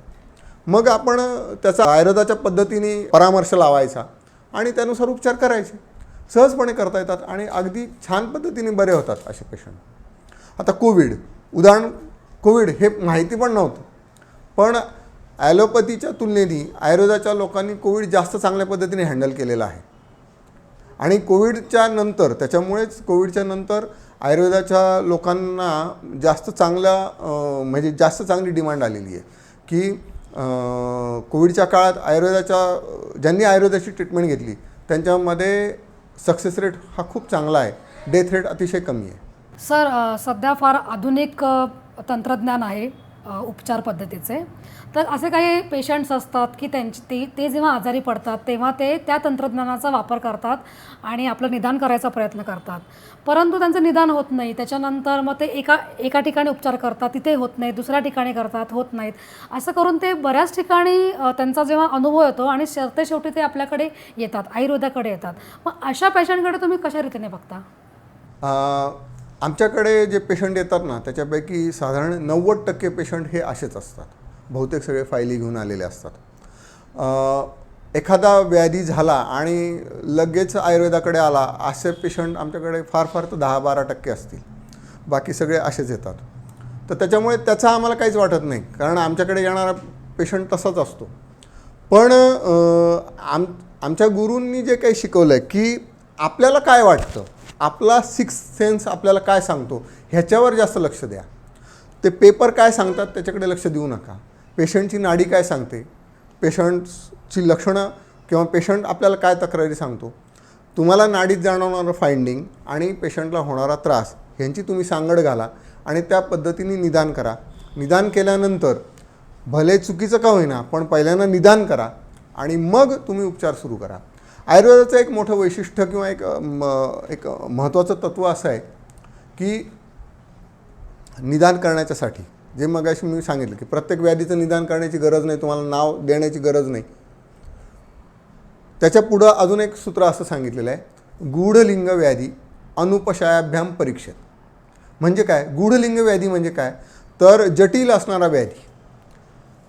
मग त्याचं निदान जरी तुम्हाला नाही करता आलं तरी पण तुम्ही त्याला औषध देऊन बघा. बरं वाटलं तर समजा तुमचं निदान बरोबर आहे. आजसुद्धा ट्रायल अँड एरर ही अतिशय महत्त्वाची निदान पद्धती मॉडर्न सायन्समध्ये सुद्धा आहे. एक एक्सपेरिमेंट बेसिसवर. हो. आणि मग ती त्यावेळीसुद्धा चर्काचार्यांनी सांगून ठेवलेली आहे. तर तसं आम्ही करतो की बाबा रे तू एवढं 1-2 वर्षापासून फिरतोयस ना, तू मला 1.5 महिना देऊन बघ, तुझा काय गुण दिसतो. तुला जर गुण दिसला तर समजायचं आमचं निदान बरोबर आहे. कारण आयुर्वेदामध्ये असं सांगितलेलं आहे की कोणताही व्याधी त्याला 3 कारणामुळे येतो. ज्ञानेश्वरीमध्ये पण दुःखाची 3 कारणं सांगितलेली. ती एक म्हणजे अधिभौतिक म्हणजे उदाहरणार्थ दही खाल्लं सकाळी म्हणून दुसऱ्या दिवशीपासून सर्दी झाली, हे लक्षात येतं. पावसात भिजला म्हणून सर्दी झाली, हे लक्षात येतं. ते झालं अधिभौतिक. दुसरं आहे अधिदैविक म्हणजे दैविक कोपामुळे होणारे व्याधी. मग त्याच्यात येतं की कोणाला संत महात्मे गुरुजन ब्राह्मण वर्ग, ब्राह्मण म्हणण्यापेक्षा जो बुद्धीचं काम करणारा वर्ग, त्यांची निंदा केल्यामुळे, त्यांना शिव्या दिल्यामुळे जे काही दैविक प्रकोप होतो आणि त्याच्यामुळे येणारे व्याधी. आणि तिसरा म्हणजे आध्यात्मिक व्याधी, आत्म्याला चिकटून आलेले व्याधी. आयुर्वेद म्हणजे आपली संस्कृती पुनर्जन्म मानते. हा जन्म आपला पहिला नाही आहे. मागच्या जन्मात जे काही कर्म केलेले असतील ते आपल्या आत्म्याला चिकटून येतात. मग त्यामुळे येणारे व्याधी. आता बघा उदाहरणार्थ कोविडची साथ आली, पण सगळ्यांना एका वेळी कोविड झाला का? नाही. तर त्यावेळी त्या माणसाची ग्रहस्थिती कशी असेल, त्या ग्रहस्थितीमुळे त्याला त्यावेळी त्या आजार झाला. आजार होण्याच्या मागे हे आध्यात्मिक कारण असतं. आणि ज्यावेळी असं आध्यात्मिक बळ मिळतं त्यावेळी ती ट्रीटमेंट फलदायी ठरते. माझे गुरु जे होते दादा दिवेकर, ते नाडी पाहून ज्योतिष जाणायचे. आमच्या गुरूंचे एक सहाध्यायी होते दातार शास्त्री, तर मी त्यांच्याकडे पण जाऊन अंबरनाथला नाडी परीक्षा आणि हे शिकलेलं होतं. ते पण वेदाचार्य होते, त्यांनी आयुर्वेदाचा कुठे अभ्यास केलेला नव्हता. तर ते नाडी पाहून पत्रिका मांडायचे. म्हणजे आता सांगितलं तर कोणाला खरं वाटत नाही, पण हे प्रत्यक्ष बघितलेलं आहे मी. तर ही आध्यात्मिकतेची जोड असल्याशिवाय हा पेशंट, कोणताच पेशंट बराही होत नाही. कारण त्याला अध्यात्माचा सेटबॅक बसल्याशिवाय तो व्याधी पण होत नाही. त्यावेळीच व्याधी का होतो, तर त्याचं कारण त्याची ग्रहमान, त्याची ग्रहस्थिती हे असतं. आणि मग ज्यावेळी ग्रहस्थिती अनुकूल होते त्यावेळी पेशंटला गुण दिसतो. मग त्या पेशंटला आम्ही असंच सांगतो की मला निदान झाला असेल किंवा नसेल, तू औषध घेऊन बघ, तुला गुण दिसला तर तू चालू ठेव, 1.5 महिना औषध घेऊन बघ, नाही गुण दिसला तुला नमस्कार. साधारण 10% लोकांना असा नमस्कार आम्हाला करावा लागतो. कारण जसं तुम्ही म्हणालात प्रत्येकाच्या व्याधी, प्रत्येकाची प्रकृती, प्रतिकार क्षमता वेगळी आहे. एखाद्यावर तो उपचार लागू होईल, एखाद्यावर नाही होणार. आणि त्याच प्रकारे ही माहिती आपल्यासाठी खूप उपयुक्त ठरेल. आणि मला खात्री आहे, म्हणजे काही पेशंट्समध्ये तर आम्हाला असं पाहायला मिळतं की आपण नुसतं नाडी पाहिली, त्याला औषध दिले आणि जर ते योग्य मार्गाने जाणारे असतील तर त्यांनी ते औषध न घेता पण तो बरा होतो. औषध न घेता पण तो बरा होतो. त्याला आमच्या शास्त्रामध्ये, आयुर्वेदामध्ये प्रभाव असं म्हटलेलं आहे. औषधींचा प्रभाव. औषधींचा प्रभाव हा अचिंत्य आहे असं सांगितलेलं आहे शास्त्रात. अचिंत्य म्हणजे काय, ते पोटात गेलंच पाहिजे, नॉट नेसेसरी, गरज नाही आहे. ते नुसतं त्याच्या रूममध्ये जरी राहिलं तरी तो पेशंट बरा होतो. म्हणजे तो एक सायकोलॉजिकल इफेक्ट म्हणू आपण, किंवा एक मानसिक. मी तुम्हाला मगाशी सांगितलं ना, प्रत्यक्षम ही अल्पम, अनल्पम अप्रत्यक्षम इति. आपल्याला माहीत असलेलं खूप थोडं आहे, आपल्याला माहीत नसलेलं जास्त आहे. त्याच्यामुळे वैद्याने औषधींचं म्हणा, व्याधींचं म्हणा, ज्ञान करून घेण्यासाठी अनेकांना गुरु करावं. अगदी गुराख्याकडनं पण औषधांची माहिती घ्यावी असं शास्त्रातच लिहिलेलं आहे. सर, तुम्ही आता नाडी परीक्षण मागासपासून म्हणताय, तर नाडी परीक्षण विज्ञान त्याबद्दल थोडं सांगू शकाल का? आता नाडी परीक्षा ही दिसायला स्पर्शन परीक्षा वाटते की आपण नाडी पाहिली, पण ती मूलतः दर्शन परीक्षा आहे. आपण त्याच्या आत्म्यामध्ये डोकावून बघण्याचा तो एक मार्ग आहे असं मला वाटतं. त्याच्यामुळे त्याच्या आध्यात्मिकतेचे जे काही दोष आहेत, जे काही घडणाऱ्या घटना आहेत, त्या आपण जाणून घेऊ शकतो. आमच्या गुरूंची पद्धत अशी होती की नाडी पाहिल्यानंतर त्या पेशंटला आपणच सांगायचं. आमच्याकडे पण तीच पद्धत आम्ही फॉलो करतो. सगळ्यात पहिल्यांदा नाडी पाहायची आपण, आपल्याला नाडीत काय जाणवतं ते आपण पेशंटला सांगायचं. नंतर पेशंटची लक्षणं ऐकायची आणि सगळ्यात शेवटी रिपोर्ट्स बघायचे. कारण रिपोर्ट्स पाहून आपल्याला आयुर्वेदाच्या पद्धतीने औषधं ठरवता येत नाही. पेशंटची लक्षणं आणि ह्या वेगवेगळ्या परीक्षा पद्धती ज्या आहेत त्याच्यावरूनच आपल्याला औषधं ठरवायची असतात. पण आम्ही रिपोर्ट्स बघतो, कारण असं आहे की पेशंटनी त्याच्यावर भरपूर खर्च केलेला असतो. आपण जर ते बघितलं त्याचं मन कुठेतरी दुखावलं जातं. दुसरा भाग असा की त्याच्या मनात पक्क बसलेलं असतं की आपलं सगळं प्रतिबिंब या रिपोर्टमध्ये आलेलं आहे, म्हणून ते रिपोर्ट बघतो. मग त्याच्या मनाला समाधान वाटावं म्हणून. नाहीतर खऱ्या आयुर्वेदाच्या वैद्याला रिपोर्ट पाहण्याची गरज नसते. आमचे गुरु असं सांगायचे की वैद्य असा पाहिजे की त्याला फक्त नेसत्या वस्त्रानिशी फक्त बसवला तरी त्याला काम करता आलं पाहिजे, त्याला निदान करता आलं पाहिजे, त्याला चिकित्सा करता आली पाहिजे. तुम्ही स्वयंपाकघरातली औषधं वापरूनसुद्धा पेशंटला बरं करू शकता. आयुर्वेद हा स्वयंपाकघराचा एक्सटेन्शन आहे असं सांगायचं दादा. सर, आता बोलण्याच्या ओघात आता तुम्ही बोललात की साधारणतः आपल्याला माहिती असते की एक नाडी, पण तुम्ही आता बोललात की तुमच्या गुरूंना 27 नाडी परीक्षण करता यायचं. तर हे काहीतरी विलक्षण आहे आणि आमच्या श्रोत्यांना सुद्धा हे जाणून घ्यायला नक्की आवडेल की 27 नाडी परीक्षण कसं करता येऊ शकतं आणि त्याबद्दल आत्ता सध्या हयात असलेली व्यक्ती तुमच्या माहितीमध्ये आहे का, आणि त्याबद्दल तुम्ही काहीतरी सांगू शकाल का? आता कसं झालं आहे की नाडी परीक्षा ह्याची आयुर्वेदाच्या लोकांकडूनच खिल्ली उडवली जाते. म्हणजे माझे मित्र वगैरे भेटतात ना, त्यावेळी पण ते म्हणतात हे नाडी परीक्षा हे काहीतरी म्हणजे थोतांड आहे किंवा ह्यासली काही परीक्षा नाही आहे. पण नाडी परीक्षा ही अतिशय शास्त्रीय पद्धती आहे.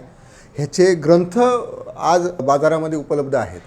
म्हणजे रावणकृत नाडी संहिता म्हणून एक सेपरेट नाडी परीक्षेवर ग्रंथ आहे. त्याच्यानंतर सत्यदेव वसिष्ठांचं एक खूप सुंदर पुस्तक आहे नाडी तत्वदर्शनम म्हणून, ते पण खूप छान आहे. वैद्य म्हैसेकरांचं एक नाडी परीक्षा नावाचं पुस्तक आहे. पण पुस्तक वाचून आपल्याला फक्त थिअरॉटिकल ज्ञान आपल्याला येतं, त्याचा नेमका प्रॅक्टिकल अप्रोच कसा डेव्हलप करायचा ह्याच्यासाठी एखाद्या गुरूंचीच आवश्यकता असते. आणि हे फक्त मी सांगतो आहे किंवा असं नाही आहे, ग्रंथांमध्ये पण असंच सांगितलेलं आहे की सुश्रुतसंहितेमध्ये पण असंच सांगितलेलं आहे की गुरुमुखातून ज्यांनी शास्त्र शिकलेलं आहे आणि ज्यांनी प्रत्यक्ष कर्मांचा अभ्यास केलेला आहे, प्रत्यक्ष कर्म बघितलेले आहे, त्यांनीच चिकित्सा व्यवसाय किंवा प्रॅक्टिस करावी. बाकीचे सगळे लोक चोर आहेत असं स्पष्ट म्हटलेलं आहे. त्याच्यात चोर, तस्कर हा शब्द वापरलेला आहे. अन्य तो तस्कर वृत्तयः असा तो श्लोक आहे. तर सांगण्याचा मुद्दा काय की नुसतं थेरॉटिकल ज्ञान असून उपयोग नाही, प्रॅक्टिकल की नेमका ह्या नाडीमध्ये असणारे जे तरंग आहेत, हे तरंग कुठून कुठे जाणवत आहेत, त्याचा स्पर्श कसा आहे, उष्ण आहे का शीत आहे, त्याची गती कशी आहे, अशा वेगवेगळ्या अँगलनी नाडी पाहिली जाते. पण सगळ्यात महत्त्वाचं म्हणजे त्यावेळी आपल्या मनात येणारे भाव, किंवा मी मगाशी सांगितलं की नाडी परीक्षा हा एक लौकिक अर्थाने दिसणारा स्पर्शन परीक्षा जरी असेल तरी ती मूलतः दर्शन परीक्षा आहे. पेशंटच्या अंतरंगात डोकावून पाहण्याचा तो एक मार्ग आहे. काही वैद्य म्हणजे पूर्वीच्या काळी मी तुम्हाला एक थोडीशी रंजक वाटेल अशी माहिती सांगतो. काही वैद्य पूर्वीच्या काळी होते की ते मूत्रपरीक्षणावरनं पेशंटचा आजार ओळखायचे. एका ग्रंथात वाचलेला मी किस्सा सांगतो. इंग्रजांच्या काळामध्ये वैद्य मेहेंदळे म्हणून पुण्यात फेमस वैद्य होते आणि ते मूत्रपरीक्षणावरनं पेशंटचा आजार ओळखायचे. तर एका इंग्रज माणसाला ते सगळं थोतांड वाटलं, म्हणून तो त्यांची परीक्षा पाहायसाठी किंवा त्यांची एक टिंगल उडवायसाठी म्हणून गेला. त्यांनी काय केलं, घोड्याचं मूत्र घेतलं आणि तो घेऊन गेला त्यांच्याकडे, याचा आजार ओळखा. तर त्यांनी पाहिलं ते आणि त्याला सांगितलं की हा जो काही कोण आहे, हा प्राणी, हा व्यक्ती जो काय आहे, तर ह्याला हरभरे खायची सवय आणि हा आता म्हातारा झाला आहे, त्याच्यामुळं ह्याला बसवला आहे म्हणे जागेवर असतो. एवढं त्यांनी निदान केलं. म्हणजे मला सांगण्याचा मुद्दा काय आहे की मूत्रामध्ये पण त्यांनी दर्शनच केलं त्या आत्म्याचं आणि मग त्यांना ते निदान झालं. थोडक्यात त्यांनी सांगितलं की नक्की हे कोणाचं आहे. आणि त्याच मेंदळे वैद्यांचा एक किस्सा असा सांगितला जातो की ते गॅलरीत उभे होते आणि मग त्यांनी त्यांचा जो असिस्टंट आहे त्याला सांगितलं की बघ समोर चालणारा जो माणूस आहे ना, तो पुढच्या याच्यावर जाऊन पडल, तर त्याला तू जा त्याच्या मागे आणि त्याला धर. तर खरोखर तो मूर्छा येऊन खाली पडला. तर ह्यांच्या असिस्टंटनी त्याला म्हणजे सावरलं आणि मग त्याच्यावर उपचार केले. हा पण एक दर्शनशास्त्राचा. हां, दर्शन परीक्षा. आता माझे दुसरे गुरु जे होते ना, दातार शास्त्री, तर ते मात्र पेशंटचं जे प्रभा मंडळ आहे, आभा ज्याला म्हणतात, ती आभा पाहून पेशंटचं निदान करायचे. ते असं म्हणजे पेशंटच्या बाजूला असं बघायचे. म्हणजे आम्ही तर त्यावेळी या प्रॅक्टिसच्या क्षेत्रामध्ये नवीन होतो, मग त्याच्यामुळे नुसतं जाऊन आम्ही बघायचो. तर ते पेशंटकडे फक्त बघायचे, थोडंसं त्याच्या बाजूला बघायचे. म्हणजे मी जसं आता तुमच्याकडे बघतो आणि मी तुमच्या बाजूला बघतोय तसं ते बघायचे आणि मग सांगायचे की तुला असं असं होतं आहे, तुला असं असं होतं आहे. असं हे म्हणजे दैवी शक्ती आपल्याला वाटते, पण हे खरोखर शास्त्र आहे. त्याच्यामागे एक ज्याला काय म्हणू आपण, एक कार्यकारण भाव याची परंपरा आहे. या दातारशास्त्रींचा एक किस्सा आहे, मी तुम्हाला सांगतो की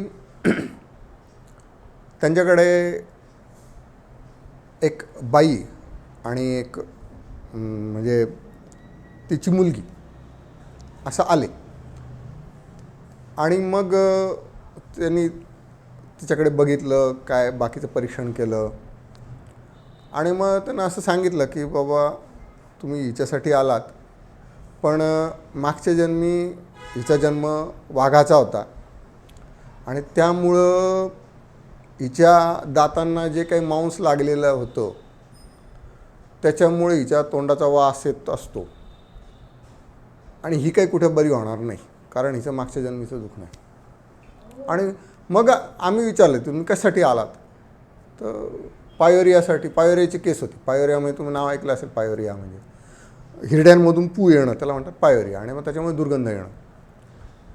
तर म्हणजे ह्याच्याकरता काही औषध नाही आहे, जगात काही औषध नाही, दंतमंजन वगैरे लावून बघा, पण त्याने फक्त कमी होईल, त्याने दुखणं जाणार नाही, कारण ते मागच्या जन्मीचं आहे. तर निदान असं व्हायला पाहिजे की आपल्याला कारणापर्यंत पोचता आलं पाहिजे. नाडीतून आपण त्या कारणापर्यंत पोचू शकतो असं आहे. आता राहिली गोष्ट मगाशी तुम्ही म्हटलं की 27 नाड्या. आता मला तर इथली बघता येते आणि थोडंफार ह्या दंडाच्या हा जो कोपर आहे, कोपराचा जो सांधा आहे, तर तिथल्या नाडीवरून पण थोडंफार ज्ञान करता येतं. पण पुण्याचे जुन्या पिढीतले वैद्य होते नानल शास्त्री म्हणून, तुम्ही नाव ऐकून असाल, तर ते पायाच्या घोट्याजवळची नाडी पाहायची. असं प्रत्येकाची जी काही गुरुपरंपरा म्हणा किंवा त्यांना जे काही हे इंट्युशन्स होतात त्या पद्धतीने परीक्षणाची पद्धत ठरते. असं आहे. आता इथली नाडी पाहिली की शुगर फार चांगल्या रीतीने लक्षात येतं असं माझ्या लक्षात आलेलं आहे. तुम्हाला तो अनुभव आलेला आहे. हां, म्हणजे इथल्यापेक्षा शुगर इथे जास्त चांगली सांगू शकतो आपण, असं माझ्या लक्षात आलं आहे. तर जसं स्पेशलायझेशन असतं तसं प्रत्येक आयुर्वेदामध्ये सुद्धा आयुर्वेदाचार्य जे होऊन गेलेले आहेत, थोर होऊन गेलेले आहेत किंवा आत्तासुद्धा कार्यरत आहेत, प्रत्येकाची निदान करण्याची पद्धत ही सुद्धा वेगळी असते. प्रश्न नाही. आता इथे पण पुन्हा आयुर्वेदाचा सिद्धांत येतो की अहंकार म्हणजे काय, वेगळेपणा. तर प्रत्येक माणूस हा वेगळा आहे, त्याच्यामुळे त्याचं काम करण्याची पद्धत ही वेगळीच असणार आहे. एकसारखं काहीच नाही आहे जगामध्ये. म्हणजे रादर गेलेला क्षण पण पुढच्या क्षणासारखा नसतो. त्याच्यामुळे बदल असावाच. बदल हा सगळ्यात न बदलणारा घटक आहे असं म्हणता येईल आपल्याला. तर त्याच्यामुळे रुग्णपरीक्षणाच्या पद्धती पण बदलतात, औषधांच्या पद्धती पण बदलतात. आणि आयुर्वेदामध्ये असे अनेक प्रवाह आहेत. काही लोक पंचकर्म म्हणजेच सर्वस्व आहे असं मानतात. काही लोक म्हणतात पंचकर्मांनी काही होत नाही, नुसतं औषध देऊन पण पेशंट बरे होतात. काही लोक म्हणतात पांचभौतिक हा एक नवीन एक प्रवाह आहे, पांचभौतिक पद्धतीने परीक्षण आणि त्या पद्धतीने आयुर्वेदाचं हे केलं जातं. तर असे वेगवेगळे प्रवाह आहेत ना आयुर्वेदामध्ये पण. आणि सगळे लोक अतिशय उत्तम पद्धतीने काम करतात, अतिशय उत्तम पद्धतीने लोकांना बरे करतात असं आहे. सर, गेली 20-22 वर्ष तुम्ही या आयुर्वेदिक क्षेत्रामध्ये काम करत आहे. तर या प्रदीर्घ वर्षाच्या कालावधीमध्ये लोकांचा आयुर्वेदकडे बघायचा दृष्टिकोन बदलला आहे का? याबद्दल काही सांगू शकाल? हो, निश्चितपणे. विशेषतः कोविडच्या काळानंतर आयुर्वेदाकडे बघण्याचा दृष्टिकोन लोकांचा बराच बदललेला आहे. त्याचं एक प्रकर्षाने जाणवणारं उदाहरण म्हणजे फक्त आयुर्वेदाकडेच असं नाही, संपूर्ण भारतीय शास्त्र जी आहेत. मग एक ठळक उदाहरण म्हणजे योग. बघा तुम्ही, पूर्वी योग दिन म्हणजे संपूर्ण जगभरामध्ये योगाला फारसं महत्त्व नव्हतं, पण आता योग दिन संपूर्ण जगात साजरा केला जातो. आणि माझी खात्री आणि अगदी 100% विश्वास आहे की उद्या चालून आयुर्वेदाकडे संपूर्ण जग येणार आहे, कारण त्यांना पर्यायच नाही आहे. ॲलोपॅथीच्या औषधांचे साईड इफेक्ट, त्याला असणारे लिमिटेशन्स आणि त्याच्यातून होणारे वेगवेगळे कॉम्प्लिकेशन्स हे आता संपूर्ण जगाच्या लक्षात आलं आहे. विशेषतः कोविडच्या काळामध्ये तर खूपच लक्षात आलेलं आहे. त्याच्यामुळे येणारा काळ हा आयुर्वेदाचाच असणार आहे, ह्याच्याविषयी मी पूर्णपणे म्हणजे एकदम खात्री आहे मला त्याची. त्याच्यामुळे आम्ही आमच्या दोन्ही मुलांना, म्हणजे आम्ही केलं असं नाही, भगवान धन्वंतरीची कृपा आहे, आमची दोन्ही मुलं आयुर्वेदाच्या क्षेत्रातच आहेत. माझा मुलगा आता MD करतो आयुर्वेदामध्ये आणि लहानी मुलगी ती BMSला आहे पहिल्या वर्षाला. आणि त्यांनी आयुर्वेद निवडला हे सुद्धा आमच्या दृष्टीने भाग्यच आहे, कारण आयुर्वेदो अमृतानाम असं म्हटलेलं आहे. तर हे आयुर्वेद हे अमृत आहे, ह्याचं सेवन करायलाच पाहिजे. आणि मग आपल्या मुलांनी जर ते केलं तर त्याच्यासारखं दुसरं सौख्य नाही असं आहे. आणि ही जी बदलत गेलेली जी एक विचारधारा किंवा हे असं आहे की पूर्वी पंचकर्म हा शब्द माहिती नसायचा. आम्हाला पंचकर्मांविषयी सांगावं लागायचं पेशंटला की बाबा पंचकर्म करा. पण आता पंचकर्म हे पेशंट आमच्याकडे येतो की डॉक्टर मला बस्ती करायचं आहे, डॉक्टर मला वमन घ्यायचं आहे, तुम्ही करून द्या असं. हा खूप मोठा बदल आहे. म्हणजे वमन, विरेचन, बस्ती हे आता सर्वसामान्यांच्या माहिती झालेले शब्द आहेत एकदम प्रत्येक. तसं पूर्वी नव्हतं. हा खूप मोठा बदल आहे. दुसरा, कोविडच्या काळानंतर, विशेषतः कोविडच्या काळानंतर स्टिरॉइड्स, हे थेरपॅटिक ड्रग्ज हे लोकांना माहिती झाले आणि त्याचे साईड इफेक्ट पण अगदी प्रकर्षाने समोर आले. त्याच्यामुळे मग आता लोक आयुर्वेदाकडे वळत आहेत आणि कोविडच्या काळानंतरचं आमचं काम खूप प्रचंड प्रमाणात वाढलेलं आहे. दुसरं, कोविडच्या काळानंतर आयुर्वेदाच्या औषधांची डिमांड वाढल्यामुळे आयुर्वेदिक औषधांचे रेट पण वाढले, महागाई पण वाढलेली. हा पण दुसरा पुढचा प्रश्न आहे. म्हणजे कोविडच्या अगोदर ज्या ट्रीटमेंटची कॉस्ट 1000 रुपये पडायची, आता त्या ट्रीटमेंटची कॉस्ट आमच्याकडे आता 1600, 1700, 1800 रुपयापर्यंत जाते. हा 3 वर्षातच एवढा मोठा फरक पडलेला आहे. काही सामाजिक परिस्थितीसुद्धा अशा होत्या की ज्या बदलल्यामुळे आम्हाला आमच्या प्रॅक्टिसमध्ये बदल करावे लागले. एक उदाहरण म्हणून सांगतो. आयुर्वेदामध्ये एक पुसवन विधी म्हणून एक सांगितलेला आहे. पुसवन विधी म्हणजे काय तर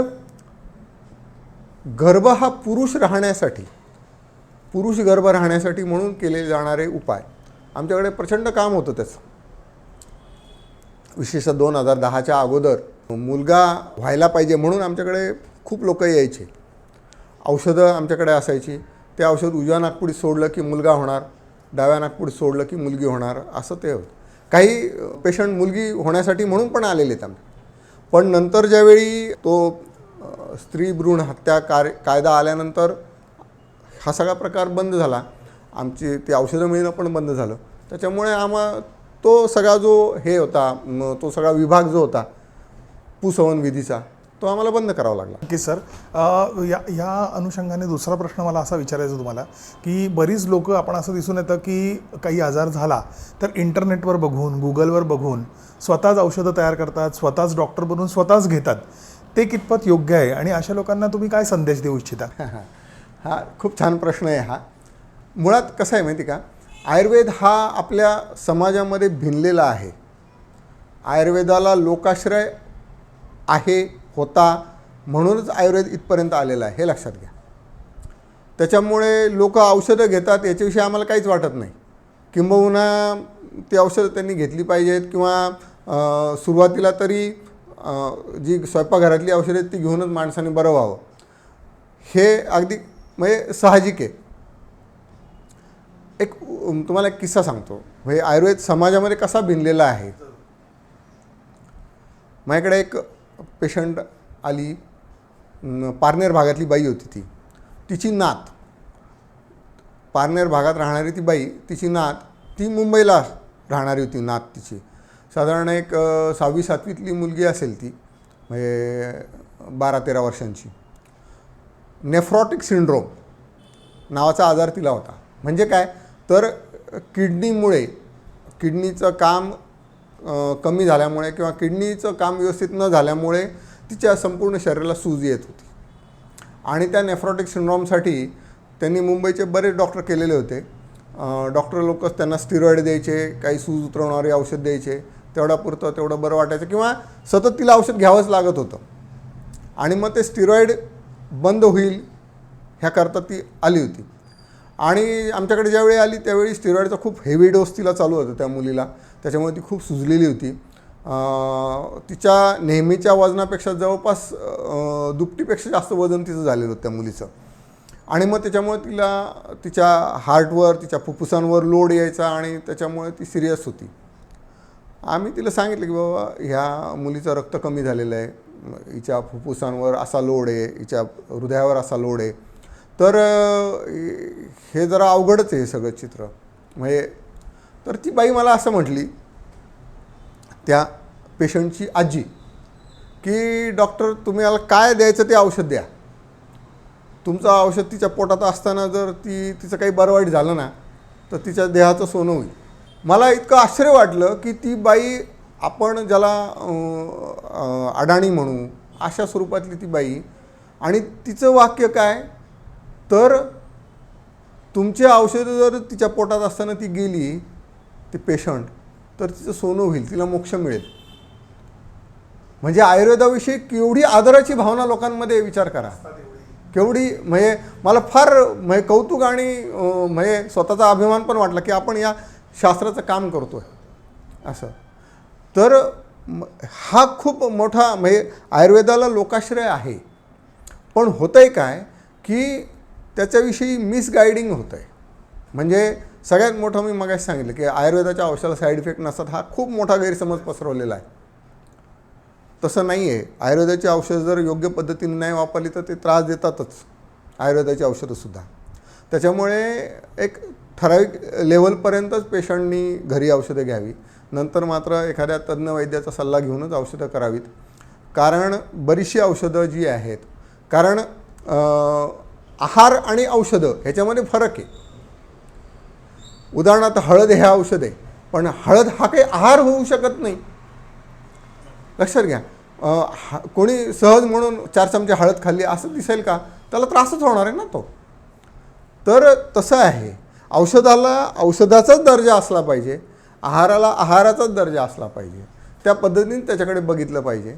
मग औषध हे तयार करताना किंवा वापरताना त्याच्यावर काही प्रोसिजर होणं अपेक्षित, त्याला संस्कार म्हटलं जातं. शास्त्रात असं म्हटलं आहे, गुणांतराधानम ही संस्कारः, म्हणजे संस्कारो ही गुणांतराधानम उच्यते, असं दुसरं एक वाक्य आहे की त्याच्या गुणांमध्ये होणारे बदल, हे बदल करण्याचं जे कौशल्य आहे ना, तर त्याला संस्कार म्हणतात. तर ते संस्कार करूनच औषध पोटात गेलं पाहिजे. तसंच जर गेलं तर ते त्रासदायक ठरतं. तर त्याच्यामुळे एक काही थोडा वेळ घरगुती औषधं करावीत, पण नंतर मात्र तज्ज्ञ वैद्याचा सल्ला घेऊनच औषधं करावीत, असं माझं सांगणं असतं अशा याच्यामध्ये. आता एक उदाहरण सांगतो. माझ्याकडे घडलेला एक किस्सा आहे. गुळवेल.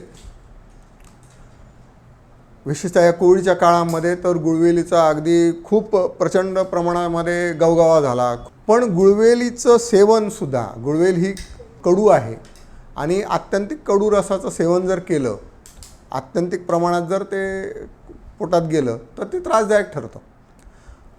गुळवेलीच्या विषयी जरी असं सांगितलेलं असलं तरी पण गुळवेल खाल्ल्यामुळे म्हणजे आमच्या प्रवरानगरला एक घडलेला हा किस्सा आहे की गुळवेल म्हणून त्याला दुसरंच काहीतरी खाऊ घातलं कोणी आणि मग त्या पेशंटला उलट्या झाल्या आणि तो पेशंट सिरियस झाला. ह्याच्यात होतं काय, बदनाम कोण झालं, गुळवेल बदनाम झाली. त्यांनी गुळवेलीच्या जागी दुसरं काहीतरी दिलं होतं. म्हणजे दोषी कोण आहे, ज्यांनी दिलं तो, पण बदनाम शास्त्र झालं. तर तसं व्हायला नको. शास्त्र हां शास्त्राचा आदर ठेवूनच त्या शास्त्राचं आपण सेवन केलं पाहिजे. सर, तुम्ही आता म्हणालात की तुमची मुलंसुद्धा आयुर्वेदिकचं शिक्षण घेत आहेत. त्या संदर्भात इतर विद्यार्थ्यांना तुम्ही काय सांगू इच्छिता, आयुर्वेदाकडे बघण्याचा दृष्टिकोन आणि त्यांनी या क्षेत्राकडे येण्याकरता काय करावं याबद्दल तुम्ही काय सांगाल? मुळात विद्यार्थी आणि आयुर्वेद हा जर विचार केला ना आपण आता, तर खूप मोठी कॉन्ट्रोवर्सीज आहेत त्याच्यामध्ये. आयुर्वेदाचे प्रचंड प्रमाणात कॉलेजेस निघत आहेत आणि त्याच्यामुळे आयुर्वेदाच्या लोकांची संख्या पण प्रचंड वाढते आहे. पण त्यातले खरोखर आयुर्वेद करणारे किती आहेत हा खूप म्हणजे अतिशय विचार करण्यासारखा प्रश्न आहे. तुम्हाला सांगतो, 100मधले 99 पोरं जी आहेत हे MBBSला ॲडमिशन मिळाली म्हणून BMSला येतात. मी पण एकेकाळी तसंच होतो म्हणून मला माहिती. पण त्यांना कुठल्या बाय हुक और क्रूक त्यांना डॉक्टर व्हायचं असतं म्हणून ते येतात BMSला डिग्री घेतात आणि नंतर समाजामध्ये डॉक्टर म्हणून प्रॅक्टिस करतात. म्हणजे नेहमी दिसणारं आहे. मी त्याचं कारण पण मी तुम्हाला सांगितलं की आयुर्वेद हे गुरुगम्य शास्त्र आहे. गुरुकडून आपण त्याची दीक्षा किंवा त्याचं मर्म समजून घेतलं तरच आपल्याला ते करता येतं. ते नुसतं कॉलेजमध्ये शिकून काही होत नाही.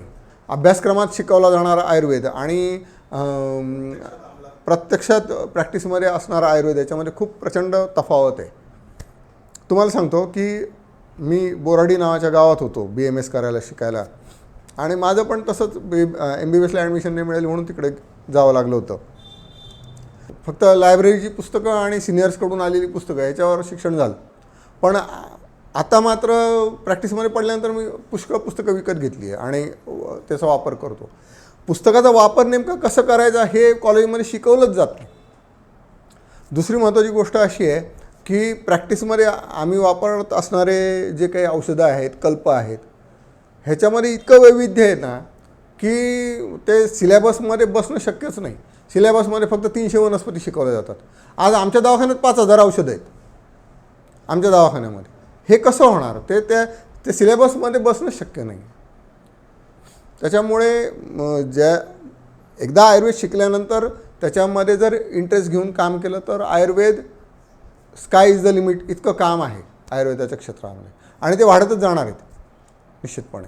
नक्कीच सर, याचा फायदा नक्कीच होता येईल. आणि विद्यार्थ्यांमध्ये आयुर्वेदाविषयी निश्चितपणे ज्याला काय म्हणू आपण क्युरिओसिटी, जिज्ञासा ही निश्चितपणे आहे. पण त्यांना आज आयुर्वेद ज्यांच्याकडून शिकावा असे गुरु फारसे उपलब्ध नाहीत ही वस्तुस्थिती आहे. ज्यावेळी आम्ही हृदरोगाविषयीचे ऑनलाईन क्लासेस चालवतो त्यावेळी त्याला प्रचंड प्रतिसाद मिळतो. पहिली बॅच आम्ही केली त्याला जवळपास 52 मुलं होते. नंतर आम्ही दुसरी बॅच केली त्याला पण असे 47-48 मुलं होते. म्हणजे अतिशय चांगला प्रतिसाद मिळतो विद्यार्थ्यांचा याला. आणि अजून पण मला फोन येत असतात. आता आमची तिसरी बॅच पुढच्या महिन्यात सुरू होणार आहे. त्याच्यामुळे मला विद्यार्थ्यांचा कल लक्षात येतो की कसा आहे ते. विद्यार्थ्यांना शिकण्याची इच्छा आहे पण कॉलेजमध्येच फारसं शिकवलं जात नाही ही अजूनही तेवढीच सत्य परिस्थिती आहे. आजपासून पुढील 15-20 वर्षामधील आयुर्वेद याकडे तुम्ही कसं पाहता? आता आयुर्वेद हा जो आहे ना, मुळात मी आयुर्वेदाकडेच थोडासा वेगळ्या पद्धतीने बघतो. आयुर्वेद हा चिरंतन आहे, तो शाश्वत आहे. तो कालही होता, आजही आहे, उद्याही राहणार याच्याविषयी तर काही शंकाच नाही. मुळात आयुर्वेदाचा आहे ना पेशंटकडे बघण्याचा दृष्टिकोन थोडासा वेगळा आहे. आयुर्वेद काय सांगतो की रुग्णाकडे तुम्ही कसं बघा. भिषग अत्यातुरान सर्वान स्वसुतानीव यत्नवान. म्हणजे काय तर जो व्याधित रुग्ण तुमच्याकडे आलेला आहे, जो पेशंट तुमच्याकडे आलेला आहे त्याच्याकडे वैद्यांनी कसं बघावं, स्वतःचा मुलगा असल्याप्रमाणे बघा. किती मोठा अर्थ आहे बघा याच्यामध्ये. तर तसं बघितल्यानंतर आपोआपच जे काही वेगवेगळ्या तपासण्यांचं दुष्टचक्र असतं, अनावश्यक औषधं वापरली जातात, ते सगळं बंद होतं. त्याच्या कल्याणाची इच्छा करूनच तुम्ही त्याच्याकडे त्याची ट्रीटमेंट करावी असं आयुर्वेद सांगतो. मला सांगा, ह्याच्यापेक्षा जास्त चांगला दृष्टिकोन कोणत्या शास्त्राचा असणार आहे का? आणि एवढा मूलगामी दृष्टिकोन कोणता असणार आहे का दुसरा? आणि हा चिरंतन राहणार आहे. ह्याला कुठेच म्हणजे त्याचा प्रवाह थोडाफार वेडावाकडा होईल, पण तो प्रवाह चिरंतन राहणार आहे, हे मात्र तेवढं सत्य आहे. मला असं एक नंतर हे दिसतं आहे की पूर्वी आयुर्वेदाकडे वैद्याकडे जाणारा माणूस असा बस सगळं थकलं म्हणून जातो असं आहे. पण आता म्हणजे ते लोकांनाही पण इंटरनेटमुळे खूप माहिती झालेली आहे. त्याच्यामुळे लोक काय करतात, इंटरनेटवर बघतात ह्याला काही औषध नाही आहे, एकदा त्या डॉक्टरांना दाखवून निदान करून घेतात, नंतर मात्र आमच्यासारख्यांकडे येतात. मोठ्या प्रमाणात काम वाढले. विशेषतः कोविडनंतर तर पोस्ट कोविड जे काही कॉम्प्लिकेशन्स आहेत वेगवेगळे, वॅस्क्युलर नेक्रॉसिस असेल, वेगवेगळे हार्ट डिसीजेस असतील, वेगवेगळे कॅन्सर्स असतील, त्याचे पेशंट प्रचंड संख्येत येतात आमच्याकडे कोविडच्या नंतर. आणि ते नंतर पण वाढणारच आहे. शास्त्रातच लिहिलेलं आहे, ज्योतिर्वैद्यो निरंतरम. ज्योतिष आणि वैद्याला नेहमी चांगलेच दिवस असणार आहेत असं आहे. धन्यवाद सगळी माहिती आपण आम्हाला सांगितल्याबद्दल. हा विषय फारच अवांतर आहे, मोठा आहे, एका छोट्याशा सत्रामध्ये संपणाऱ्यातला नक्कीच नाही आहे. परंतु तुम्ही आम्हाला हा जो वेळ दिलात, बहुमूल्य वेळ आम्हाला दिलात, त्यामुळे आम्हाला बऱ्याच गोष्टी माहिती पडल्या आणि आमचाही थोडासा आयुर्वेदकडे बघायचा दृष्टिकोन थोडा बदललेला आहे. कारण आम्हाला माहिती नसलेल्या बऱ्याच गोष्टी तुम्ही आम्हाला सांगितल्यात, त्याबद्दल खरोखर तुमचे भरपूर आभार. तर मंडळी, आजचा हा आपला एपिसोड कसा वाटला हा कमेंट बॉक्समध्ये नक्कीच कळवा. आणि तुम्हालाही आयुर्वेदाबद्दल काही प्रश्न असतील तर कमेंट बॉक्समध्ये देखील तुम्ही कळवलात तरी चालेल.